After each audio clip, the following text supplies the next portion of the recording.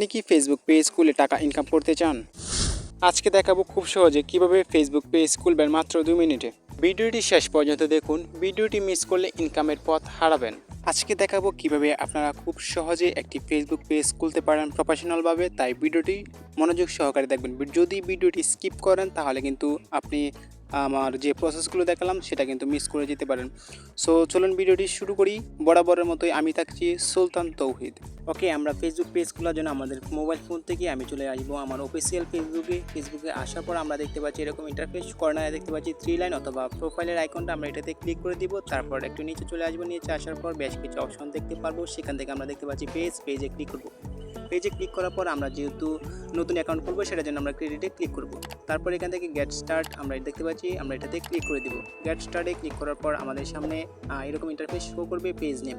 আপনি আসলে আপনার পেজ কোন নামে খুলতে চাচ্ছেন সেই নামটি এখানে টাইপ করে দেবেন। সো আমি এখান থেকে লাইট অফ তৌহিদ 24 আমি এই নামে একটি পেজ খুলতে চাই, সেটি নামটি দিয়ে তারপর নেক্সটে ক্লিক করে দিব।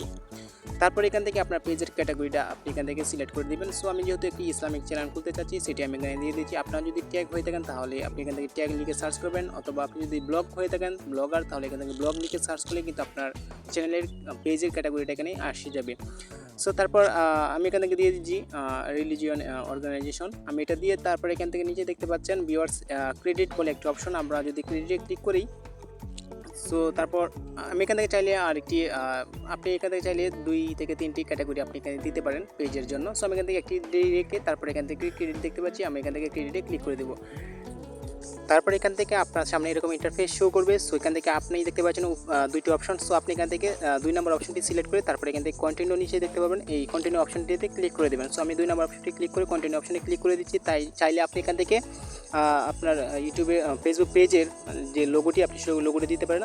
আবার আপনি এখান থেকে পেজের জন্য আপনার ফেসবুক কভার আপনি এখান থেকে চালিয়ে দেবেন। সো আমি এখান থেকে স্কিপ করে দিচ্ছি সবগুলোই। তারপর এখান থেকে নেক্সটে ক্লিক করে দিচ্ছি, আবার এখান থেকে নেক্সট ডান করে দিব। সো আমি এখান থেকে ডান করে দিচ্ছি। তারপরে এই পেজটি মানে সুইচ হয়ে যাবে আপনার ফেসবুক প্রোফাইলের মতো। সো আমি এখান থেকে ফেসবুক পেজটি খুলে নিলাম। তারপর এখান থেকে আমি এরকম ইন্টারফেস দেখতে পাচ্ছি এরকম।